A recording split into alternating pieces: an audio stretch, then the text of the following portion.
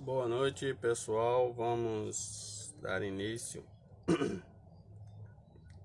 à nossa continuidade, dar continuidade à nossa reflexão sobre os papas da igreja. Hoje eu estou um pouquinho assim dodói, a sinusite tá massacrando um pouco, né? Mas vamos caminhando devagar, né? Dando continuidade aqui. Vamos rezar um pouco, agradecer a Deus, tá? Em nome do Pai, do Filho, do Espírito Santo, amém. Ave Maria, cheia de graça, o Senhor é convosco. Bendita sois vós entre as mulheres, bendito é o fruto do vosso ventre, Jesus. Santa Maria, Mãe de Deus, rogai por nós, pecadores, agora e na hora de nossa morte. Amém. Em nome do Pai, do Filho e do Espírito Santo. Amém. Bom, povo, a partir de hoje eu vou precisar, em alguns momentos aqui. Oi, Fátima, tudo bom? Hoje eu vou precisar em alguns momentos, a partir de hoje, melhor. Vou só limpar aqui a câmera, viu? Muito bem.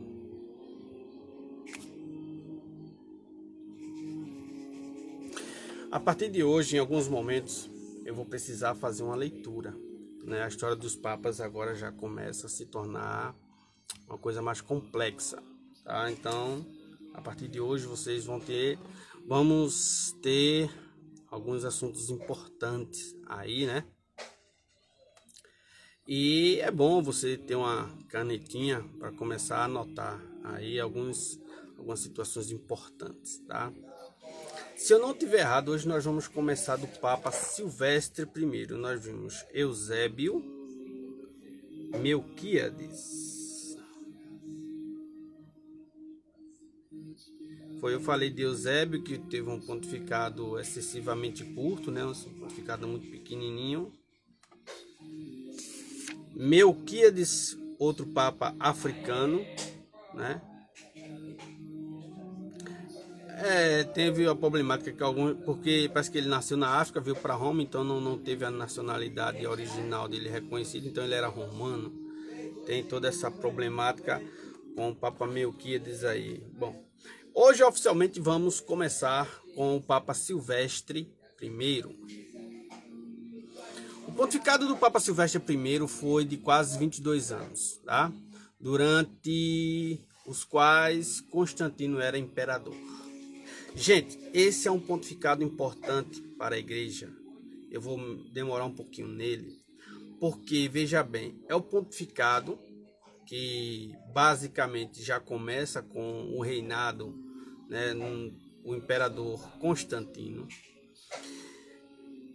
Como eu já havia falado, desde 200 para cá, né, caminhando, a igreja vinha enfrentando uma turbulência de heresias muito grande. E aqui, o reinado de Silvestre, basicamente esses 22 anos, é o foco, é o auge da doutrina ariana.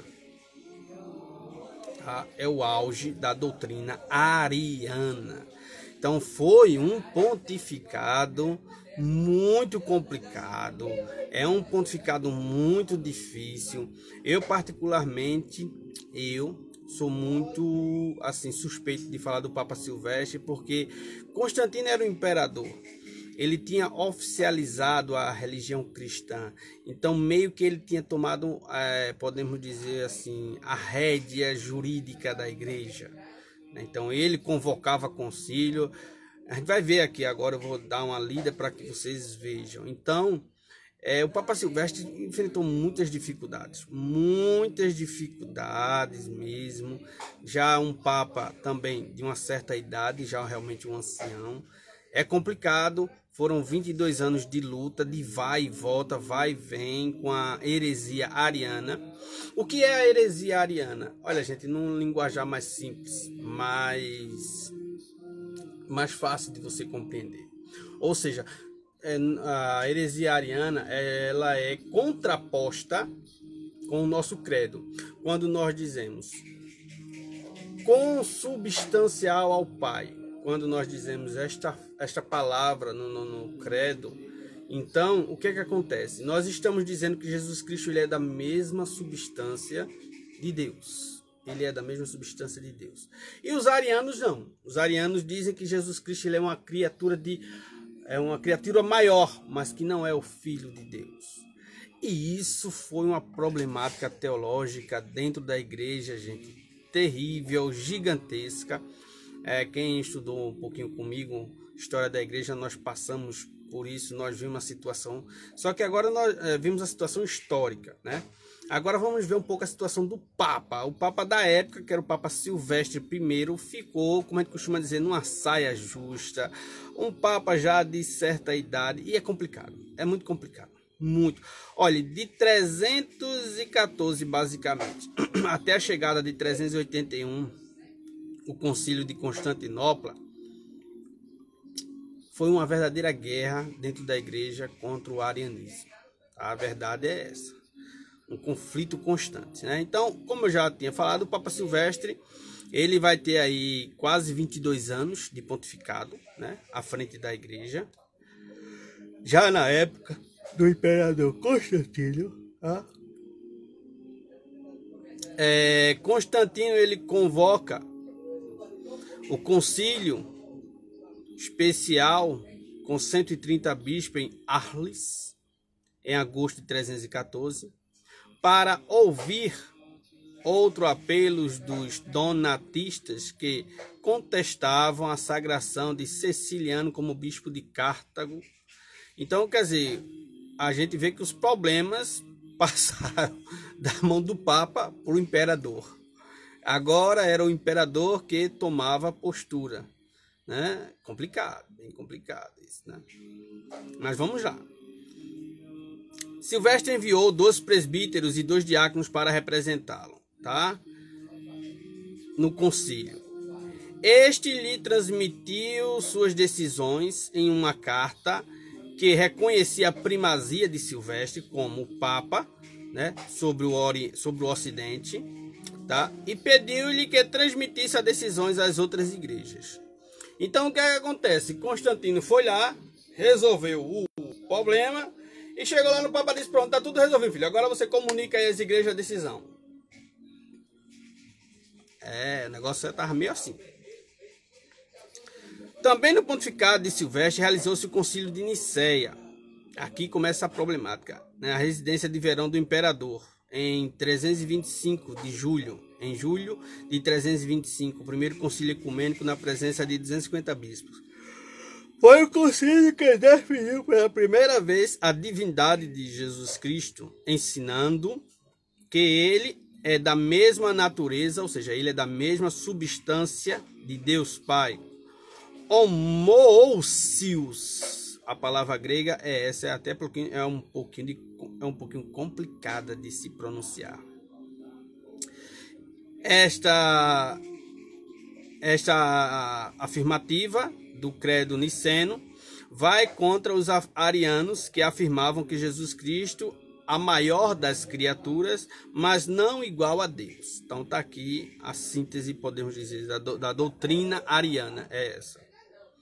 E contudo, sugestivamente, o Papa não desempenhou nenhum papel nos procedimentos deste concílio ecumênico. Então, o Papa não fez nada nesse concílio. Silvestre foi convidado para o concílio, mas recusou-se a ir, alegando, como eu já disse, ele era um Papa de idade, né? Ele estava com a idade muito avançada. Os 2 presbíteros que ele enviou para lá receberam uma atenção simples, nada demais, e nem assinaram as atas do concílio após o bispo que o presidiu e ante outros bispos. Então foi uma coisa muito assim. Alguns teólogos dizem que é um pontificado sem brilho, né, o pontificado dele. Mas é um pontificado importante. Ele enfrentou, mesmo com a sua idade avançada, ele enfrentou a questão, né, ali, a questão dos arianos. Ele defendeu a ortodoxia. Continuemos. Depois do Papa Silvestre, nós vamos ter o Papa Marcos.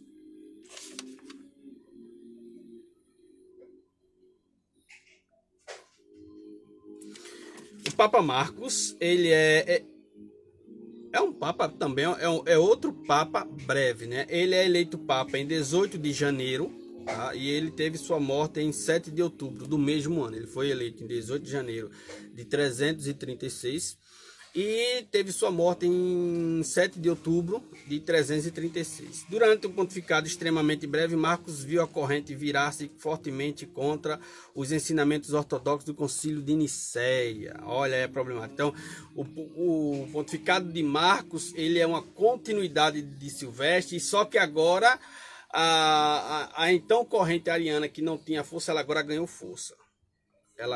força. E o negócio vai ficar muito complicado, a ponto deles criarem uma briga terrível com Atanásio, né, bispo de Alexandria. Atanásio chega a ser deposto, né, pelo concílio de Tiro e forçado ao exílio na cidade de Trier. Tá? Outros bispos ortodoxos também foram depostos na mesma ocasião. Todavia, não há provas de que o Papa Marcos tenha desempenhado um papel nesses acontecimentos. O Papa ficou talvez distante dessas situações, né? Ele instituiu igrejas em Roma, decretou que o bispo de Ostia... Olha uma coisa importante aqui. Tá, Fátima, tu que já estivesse lá em Roma, interessante. Isso aqui, algumas pessoas também que já estiveram em Roma. Vocês sabem tão bem que hoje o decano do Colégio dos Cardeais tem um título honorífico de bispo de Ostia, a cidade italiana.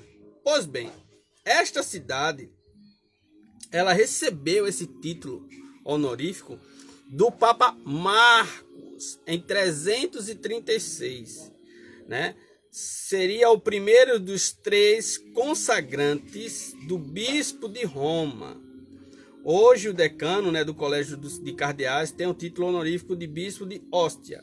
Marcos foi sepultado no cemitério de Balbina, na Via Ardeatina, na basílica que provavelmente construída sob sua direção. Então tá aí, até hoje os bispos, o decano de Roma, ele recebe automaticamente esse título honorífico de bispo de Ostia. É uma paróquia de grande importância em Roma, tá? Então está aí. Nós temos também o Papa Júlio I. O Papa Júlio vai continuar a mesma briga, a mesma problemática de Nicéia. Agora, é complicado, viu? O Papa Júlio é mais conhecido por sua convincente defesa do ensinamento do Concílio de Nicéia sobre a divindade de Jesus Cristo. Ele reafirma o Concílio de Nicéia e dos bispos orientais, tá? Em especial de Atanásio de Alexandria. Ele vai defender Atanásio de Alexandria. Só que isso vai gerar uma disputa, uma confusão, uma briga sem precedentes, né? Nós vamos ter vários problemas com o Papa Júlio, tá? Em alguns momentos, alguns bispos orientais questionam ele pela autoridade. É um pontificado problemático no sentido de combater a heresia ariana, tá?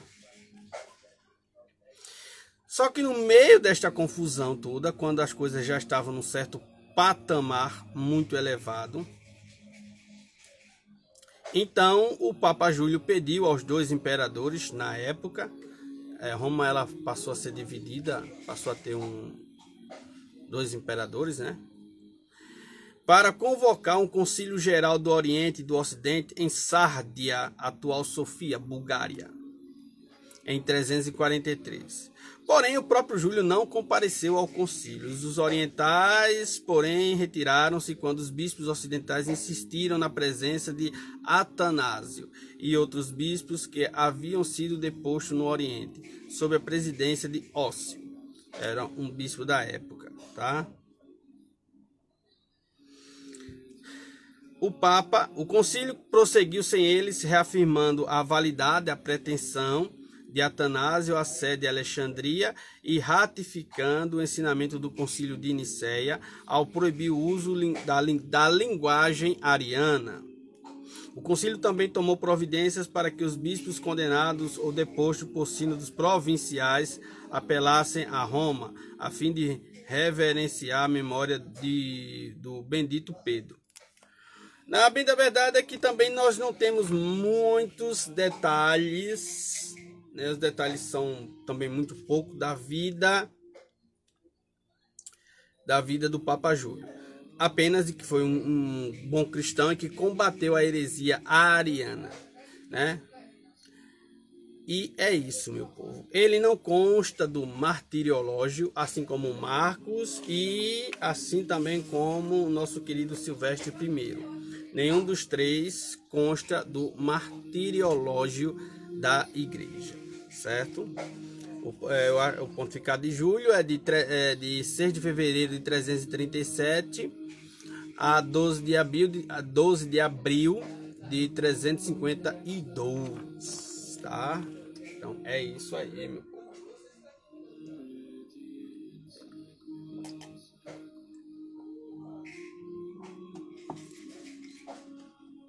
Eita, que a garganta fica meio pesada e o nariz meio entupido. Chegamos a outro pontificado muito complicado. Esse pontificado, ele é um pontificado com muitas críticas ao Papa. É um pontificado que se enrola um pouco com os arianos. O próprio Papa é um pontificado muito, muito difícil da igreja. Muitas críticas, altos e baixos, demasiadamente. Neste pontificado também, deixa-me ver aqui, nós também, mais uma vez, no pontificado de Libério, né, de 352 a setembro de 366, nós temos Libério como Papa e vamos ter um antipapa novamente. É complicado, viu, meu povo? Libério é o primeiro Papa que não está relacionado entre os santos e, em geral, consideram um Papa fraco. A princípio, ele vai se colocar contra a condenação de Atanásio de Alexandria pelos arianos. Por isso, o imperador Constâncio o depôs do cargo. Então, já começa aqui, o Papa Libério ele vai ser deposto, tá? Vai para a Trácia, vai ser exilado, vai para a Trácia. Posteriormente, Libério vai se submeter e foi readmitido à Sé Romana, que a esse tempo e por insistência do imperador elege um segundo bispo, Félix II, tecnicamente um antipapa. Então nós vamos ter Libério e Félix II.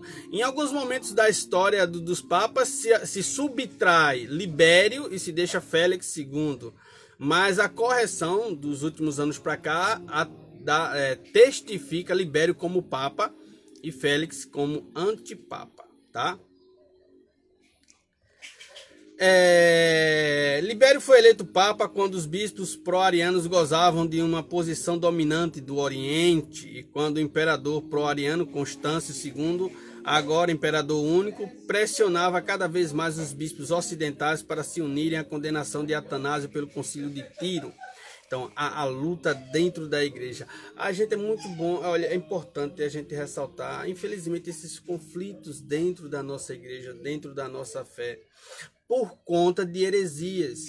Vale lembrar que esse conflito aqui não é por conta da nossa sã doutrina. Nossa sã doutrina, ela continua ali no seu patamar, bem estabelecida, bem organizada, até os dias de hoje. O grande problema que surgiu na história da igreja, é essa questão das heresias, é o camarada querendo ser santo demais, né? meu professor Padre Cícero, ele já dizia, o camarada quando quer ser santo demais é complicado, viu? Muito complicado. Temos que observar isso. Então, gente, a questão da igreja se dá muitas vezes por outras pessoas, outras concepções que não estão alinhadas àquilo que Pedro e Paulo deixou de herança para a igreja. Atentem bem para isso, quem está acompanhando comigo aqui agora, quem depois ver esse vídeo, atentem para isso, que o grande problema são aquelas pessoas que não estão alinhadas à sã doutrina deixada por Pedro e Paulo em Roma, e esta sã doutrina, em muitas ocasiões, ela é transposta, em muitas ocasiões ela é ultrajada por essas convicções, entre as quais a heresia ariana, que foi um mal muito grande. Tivemos outras heresias lá na frente, na nossa caminhada aqui dos papas, a gente vai ver. Mas essa aqui, propriamente no século III, século IV, foi uma heresia que trouxe problemas e danos graves à igreja. Nós estamos vendo aqui um grande santo da igreja, hoje muito citado aí, né? Santo Atanásio, mas que foi deposto. Ele era bispo de Alexandria, ele é deposto, ele vai para exílio, ele sofre, ele quer dizer, veja uma problemática. Tudo isso contra aquilo que Pedro e Paulo nos ensinou, aquilo que Pedro e Paulo deixou como a sã doutrina para Roma. Então, Libério, novamente, ele, depois dessa questão, ele continua lutando, porque no credo niceno constava consubstancial ao Pai, e os arianos não queriam, tá? Rejeitava aquela fórmula de consubstancial ao Pai. Mais uma vez, o Papa Libério pediu a Constâncio que convocasse um concílio em Aquileia para resolver a disputa a respeito de Atanásio e da sede de Alexandria. Porque o que é que acontece? Tiraram Atanásio, mas a Assembleia não queria outro bispo lá, rejeitava os bispos arianos, então ficava aquela situação complexa. Muito complexa mesmo. Olha, foi um período muito conturbado. O Papa Libério, em muitas ocasiões, ele tenta resistir. Depois, ele foi levado à força para Milão, né? E depois, por se recusar a concordar com o concílio de Bereia, na Trácia, que tirava a fórmula consubstancial ao Pai, o concílio de Bereia tirava esta sentença, então ele não concorda, certo? E novamente é deposto, enviado para um novo exílio na Trácia. Ele também não aceitou a condenação de Atanásio, certo? Neste concílio. E assim, o que é que acontece, gente? A partir do momento em que nós temos uma situação dessa, acontece que as forças da pessoa vai sendo minada, a força do Papa foi sendo minada. Por mais que ele lutasse, também em muitos momentos, o que é que acontece? Tem um momento aqui em que ele vai se submeter ao imperador, aí outra situação, que por isso muitos depois tiveram ele como um papa covarde. É complicado. Por quê? Porque em uma determinada ocasião aqui, ele está novamente enfrentando o imperador contra a heresia ariana, e novamente ele é enviado para o exílio. O povo, por sua... Agora, neste exílio agora que ele vai sofrer agora, vai ser mais complexo, porque ele vai para o exílio, mas o povo vai rejeitar o antipapa Félix. O povo não vai querer Félix. E aí o imperador, com medo de que houvesse algum tumulto, alguma situação maior, traz Libério, mas mantém ele sobre rédea curta, né? E o Papa vai perdendo as forças, vai perdendo a sua habilidade pastoral por conta dessas questões. Então, é um pontificado complicado, porque, de fato, muitas vezes ele toma uma posição, depois ele toma outra. sabendo que Constâncio II era a favor dos arianos. Então, é um pontificado muito complicado, o pontificado do Papa Libério, de 352 a 366. É uma situação muito complicada, tá? Depois, com a morte do imperador Constâncio II, ele teve um pouco mais de espaço, e aí ele enfrenta com mais força os arianos. Ele retomou seu papel de defesa,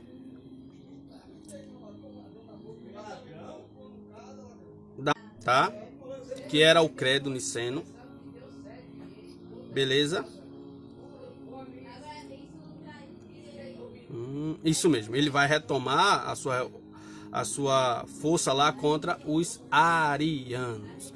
É uma dificuldade, gente. Olha, foi um pontificado muito complicado, né? Bom seria uma ocasião especial para ler um pouco da vida do Papa Libério, embora muitos o tenham como covarde, porque em muitos momentos ele se submete ao imperador. O imperador diz uma coisa, ele assevera, depois ele diz outra. Quer dizer, é complicado também, viu? É complicado, vai para o exílio, é difícil, né? O Papa Libério, ele construiu a enorme Basílica Liberiana, que no século V transformou-se na Santa Maria Maggiore, ou seja, é a igreja de Santa Maria Maior, em Roma, na Itália. Tá? Ele era comemorado, a festa dele, no dia 23 de setembro, no Martiriológio de São Jerônimo, do século V, né? E basicamente é isso, gente.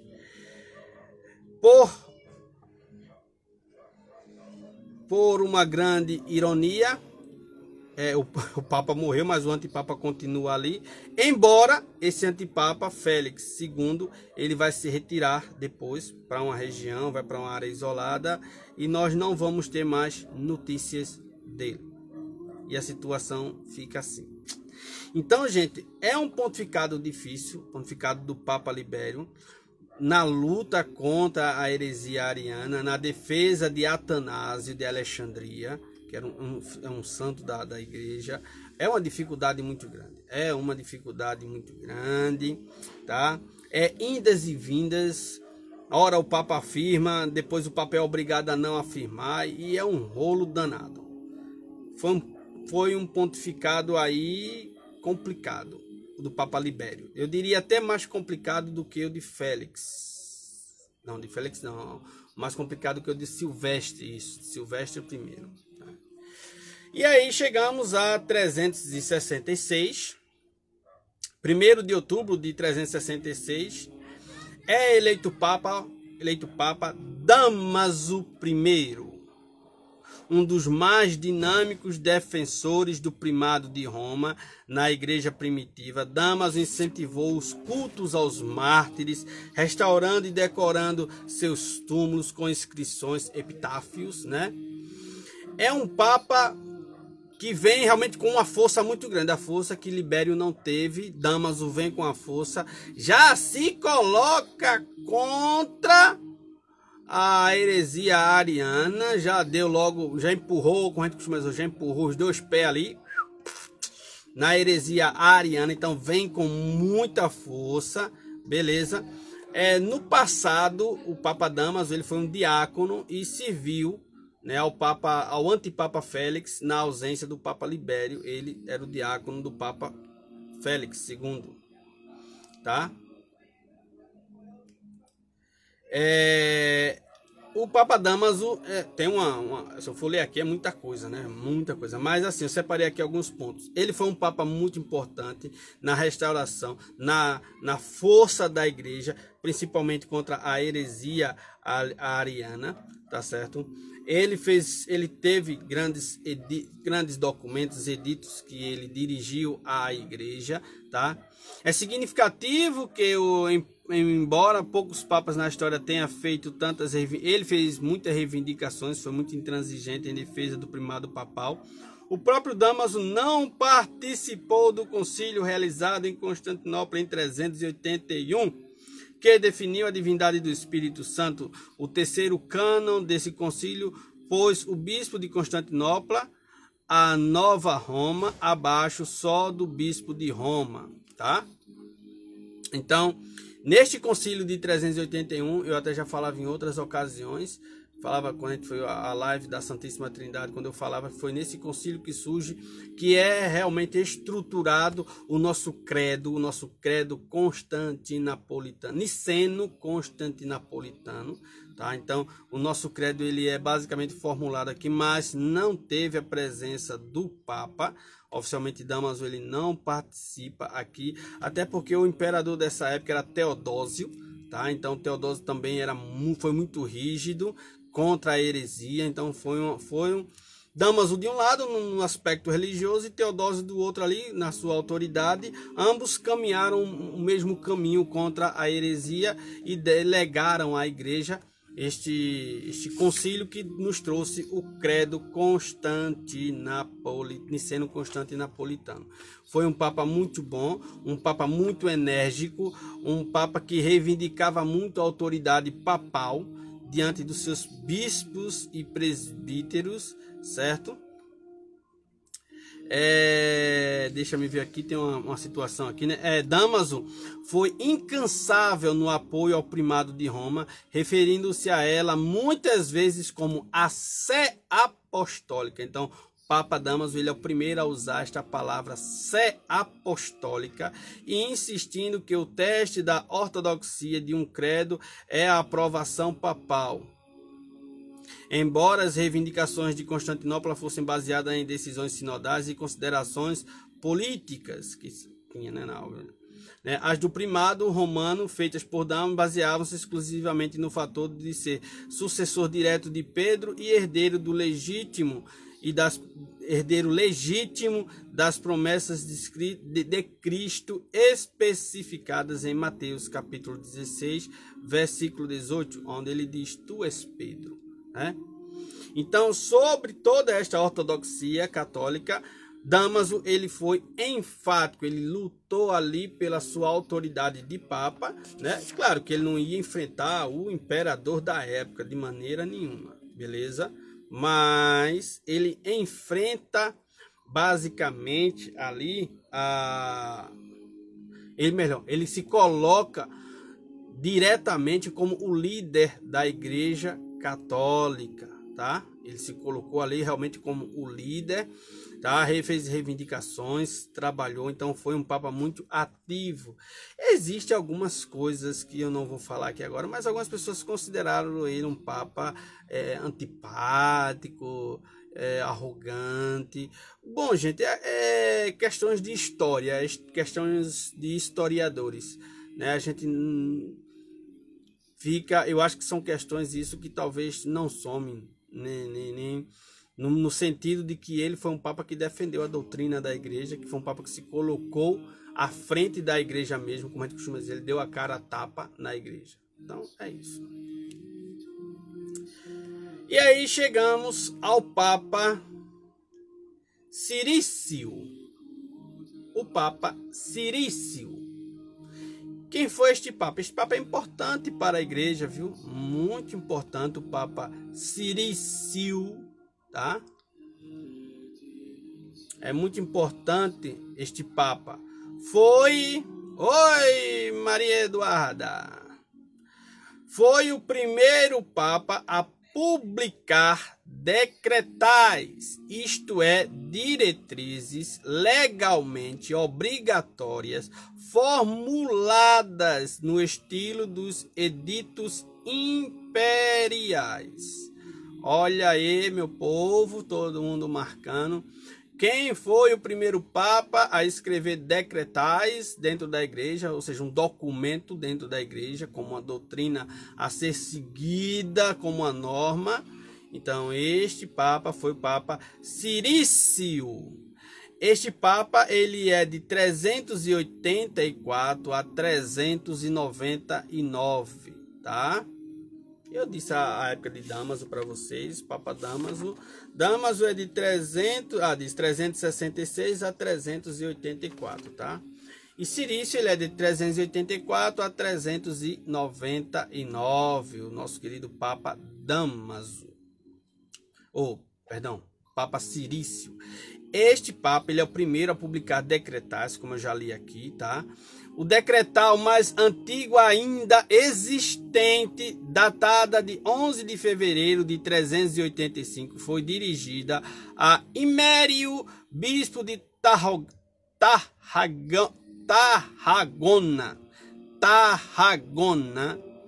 em resposta a 15 perguntas sobre questões de disciplina religiosa.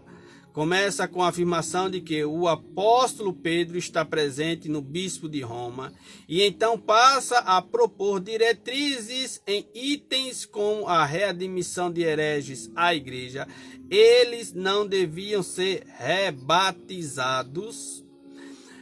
Idade e qualificações de candidatos à ordenação, exigência do celibato para sacerdotes e diáconos e disciplina penitencial. Cirício pediu que esses decretos fossem difundidos nas igrejas das vizinhas províncias da África, da Espanha e da Gália, atual França, tá?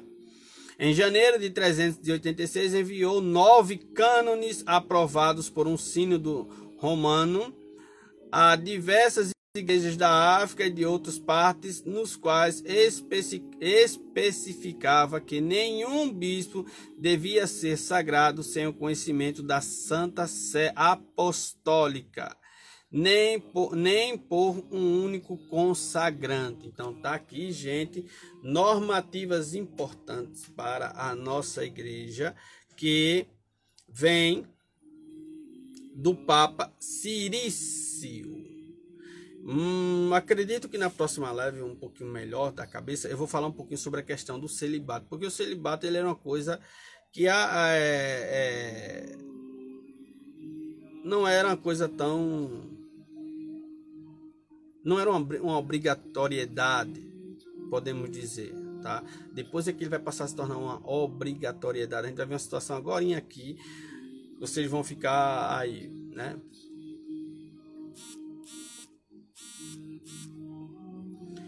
Cirício foi eleito Papa por unanimidade, apesar da candidatura do antipapa Ursino, né? O imperador Valentiniano II ficou encantado com a demonstração de apoio a Cirício e confirmou oficialmente sua eleição, talvez para repelir qualquer oposição remanescente dos partidários de Ursino. Embora fosse tão contrário a heresias e a outros movimentos dissidentes quanto seu antecessor Dámaso, Cirício insistiu no tratamento indulgente dos que se arrependiam, tá? Repreendeu e cortou relações com o bispo responsável pela condenação à morte do herege rigorista Prisciliano em 386, primeira pessoa executada por discordância doutrinal. Marquem aí, depois assistam o vídeo e marquem aí quem foi a primeira pessoa que morreu porque discordou da doutrina. Foi um indivíduo chamado Prisciliano, em 386, tá? Por um bispo. E esse bispo, ele teve as suas relações cortadas com o Papa, então em vigor, que era o Papa Cirício, tá? Também excomungou o monge Joviniano por criticar o valor do jejum e do celibato e negar a virgindade perpétua de Maria. A pedido de Ambrósio, bispo de Milão, interveio com sucesso em um cisma em Antioquia e encerrou ao exortar o concílio de Cesareia na Palestina a reconhecer como bispo Flaviano em vez de Evagrio. Então tá aqui, né, a situação do nosso querido bispo Cirício, tá? Ele não consta, ele não sofreu nenhuma, a morte dele não foi uma morte violenta, é o que consta, tá? Embora comemorado como santo em séculos mais primitivos, seu nome foi omitido da primeira edição do Martirológio Romano, por causa de seus conflitos pessoais com São Jerônimo. Ele também teve conflitos com outro santo da igreja, São Jerônimo, tradutor da Bíblia. e expulso de Roma graças à sua anuância, e com São Paulino de Nola, que se queixou da altivez do Papa, tá? Então, ele também teve conflitos, tá? Não teve... todos tiveram seus erros e seus acertos. Ele teve acertos importantes dentro da igreja, mas também teve seus exageros, né, aí e tudo mais, beleza? Então tá aí o nosso querido Papa Cirício, de 384 a 399, beleza? E que trouxe uma grande importância para a igreja, porque ele é o primeiro papa oficialmente a escrever as decretais, as diretrizes legalmente obrigatórias e formuladas, beleza? Então, tá aí. O próximo papa é o Papa Anastácio I. Papa Anastácio I, de 399 a 401, acho que 2 anos, 3 anos só, né? Mais conhecido pela condenação do grande teólogo no século III, Orígenes. Eu já falei muito de Orígenes, um grande teólogo da igreja, e que teve alguns probleminhas no tocante a questões sexuais, né? E aí, por causa disso, ele sofreu uma condenação do Papa, né? E por causa disso também ele não se tornou um santo da igreja, embora tenha sido um teólogo de renome, um teólogo aí, tá? Fundamental para a igreja, tá?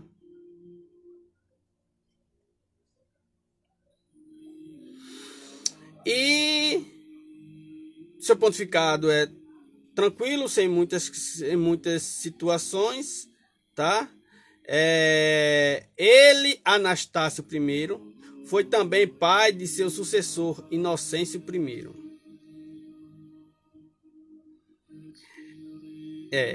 Anastácio, ele engravidou, né? Ele tem uma companheira, né? E o seu filho vai ser o seu sucessor. O nome do menino era Inocêncio.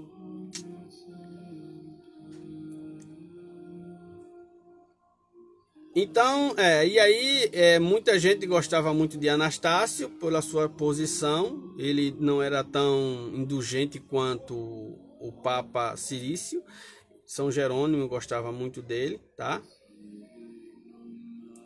E também ele é um Papa, como eu já disse, que não teve grandes feitos na igreja, tá? E é basicamente isso que nós temos de Anastácio I, que ele, né, condenou o teólogo Orígenes, tá?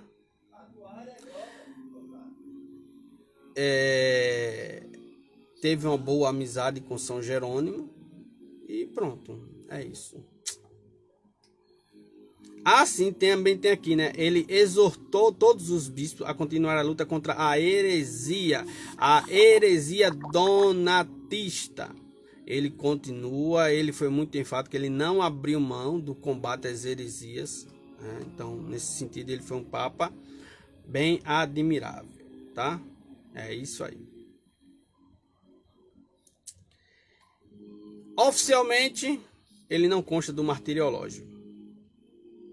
Anastácio foi sepultado no cemitério de Ponciano, na Via Portuensis. E é isso. Não temos mais nada do nosso querido Anastácio I. O outro Papa é Inocêncio I, tá? Um dos mais ferrenhos defensores na igreja primitiva das prerrogativas da Sé Apostólica em questão de doutrina e disciplina eclesiástica. Inocêncio I era, na verdade, filho de Anastácio I. É o primeiro caso de um filho suceder o pai no pontificado. Eu confesso a vocês que eu não sei se temos outro caso. Eu confesso que eu não me recordo agora se nós temos outro caso desse tipo. Mas neste ano aí, né, em 401, e ele foi papa de 401 a 417. Então, Inocêncio I, ele era filho de Anastácio I, né? Anastácio foi papa de 399 a 401. Depois o seu filho Inocêncio I, de 401 a 417. Então é o primeiro caso dentro da igreja de um filho suceder ao pai no pontificado romano. Beleza? O pontificado de Inocêncio I já começa a sentir as primeiras dores, como a gente costuma dizer, né? Porque já começava a sofrer as primeiras invasões bárbaras, né? Do povo germânico, já começava a ter os grandes conflitos contra os bárbaros germanos, já começava ali uma briga muito forte, tá? Com os papas, tá? Inocêncio também fez reivindicações sobre o Oriente, quando em 404 São João Crisóstomo foi deposto como bispo de Constantinopla e exilado. O Papa enviou-lhe cartas de apoio e encorajamento, recusou-se a reconhecer seu substituto, convocou um concílio imparcial e organizou um protesto dirigido ao imperador do Oriente, quando os legados papais foram insultados e expulsos, e João morreu no exílio. Inocêncio rompeu relações com os bispos orientais que se haviam oposto a João. Então tá aqui um outro grande santo da igreja que muitas vezes eu já citei muito, né? São João Crisóstomo, um grande sacerdote, um grande bispo da igreja, tá? Bispo de Constantinopla. Mas ele foi deposto pelo imperador oriental e isso não agradou a Roma, que via ele realmente um exemplo de santidade, um exemplo de trabalho na pastoral, na pregação do evangelho. É dele toda uma doutrina sobre o matrimônio, toda aquela doutrina elaborada do Código de Direito Canônico que nós estudamos, e nos sacramentos, principalmente o sacramento do matrimônio. Então toda aquela doutrina foi elaborada por São João Crisóstomo, tá? Então ele foi um grande bispo da nossa igreja, só que foi deposto, e o Papa em Roma fez protesto e fez uma verdadeira confusão, mas não adiantou de nada, meu povo, não adiantou de nada, e o João Crisóstomo, ele morreu lá no exílio. E aí o que é que aconteceu? O Papa, o bispo, né, de Roma, o Papa rompeu relações com os bispos orientais que haviam oposto a João. Só depois da morte de Inocêncio todas as relações foram reestabelecidas, tá? Inocêncio também exerceu sua autoridade no empenho das igrejas do norte da África contra o pelagianismo, outra heresia complicada. Eu até já expliquei isso, se eu não estiver errado, eu já expliquei, eu só não me lembro qual foi a live, mas eu expliquei a heresia de Pelágio, tá? Então, pelagianismo, movimento herético que afirmava ser possível a salvação pelo esforço humano apenas, sem a ajuda da graça divina. Aqui vai entrar um tema, eu acho que foi na questão da Santíssima Trindade, que eu falei sobre a graça. Então, a nossa salvação também vem mediante a graça. A graça é um dom imerecido, é Deus que nos concede a graça, tá? Então, é mediante a graça que nós somos salvos, tá? E não pelos esforços humanos, já de São Paulo na carta aos Romanos. Mas os seguidores de Pelágio, né, dessa doutrina pelagianismo, diziam que não, que o homem ele pode ser salvo só pela condição humana, pelo esforço humano. É isso aí, tá?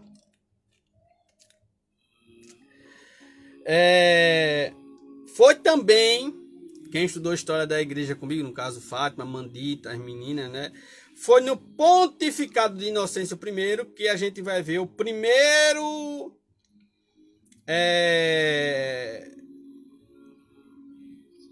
a primeira tentativa, né, que Roma enfrenta, que foi o cerco de Alarico, o visigodo, acompanhado de fome e desespero em toda a cidade. Ou seja, nós aqui basicamente já estamos diante, vamos ver nos próximos papas já a queda do Império Romano, porque todos os povos bárbaros vinham sofrendo uma fome, estava acontecendo uma fome muito grande, uma devastação muito grande.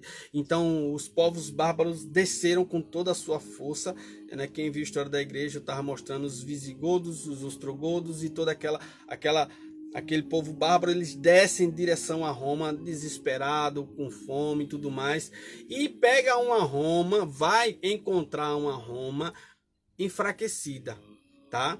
No primeiro momento, uma resistência ali, justamente no período do Papa Inocêncio, mas depois, mais para frente, eles vão realmente conseguir a invasão e a queda do Império Romano por Alarico, o visigodo, beleza?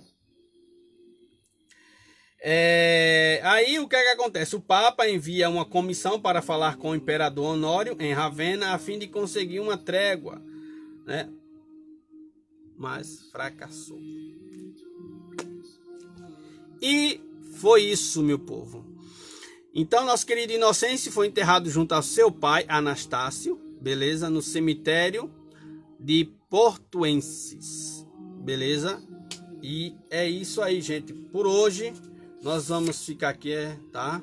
Eu peço um pouquinho assim de desculpa, eu tô com a minha sinusite aqui inflamada, a cabeça tá meio dolorida, mas a gente, graças a Deus, hoje deu uma boa caminhada. Nós vimos o Papa Silvestre, nós vimos o Papa Marcos, Júlio I, nós vimos Libério, né? A situação de Libério, vimos Damaso I, um grande Papa, um exemplo aí, né, de autoridade. Nós vimos Cirício, nós vimos Anastácio, seu filho, também Papa, Anastácio I e Inocêncio I. Beleza? Na próxima live, se Deus quiser, na próxima semana, espero podermos a gente dar uma caminhada. Nós temos agora pela frente aí Zósimo, o grego. Vamos ter novamente um Papa grego. Depois temos Bonifácio I, Celestino I, Sisto III, tá? Até chegarmos ao grande Papa Leão Magno, tá? Foi um grande Papa aí, requer um pouco uma introdução aí ao Papa Leão Magno, ele que basicamente foi o Papa da queda do Império Romano. Então, fiquem aí ligados, atentos, que as próximas lives vamos ver a situação dos papas dentro da derrocada, dentro da queda do Império Romano. Beleza, gente? Mais uma vez aí, obrigado a todos. O vídeo vai ficar aí salvo para quem depois quiser ver, tá? Do começo, tudinho. Beleza? E é isso. Amanhã nós temos estudo bíblico, tá? Pelo Meet. Quem quiser participar, sinta-se à vontade. Beleza? E é isso, meu povo. Vamos continuar aqui na caminhada dos papas. Já caminhamos bastante, já estamos basicamente chegando já na virada, né? A queda do Império Romano, que termina a Idade Antiga e começa a Idade Média. Olha aí como a gente caminhou. Acho que umas 3, 4 lives já chegamos na Idade Média, né? Que coisa boa.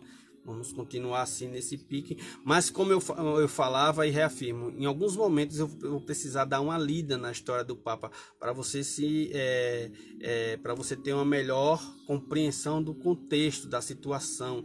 Beleza, gente? E é isso aí, meu povo. Muito obrigado. Santo anjo do Senhor, meu zeloso guardador, se a ti me confio a piedade divina, sempre me rege, me guarde, me governe, me ilumine.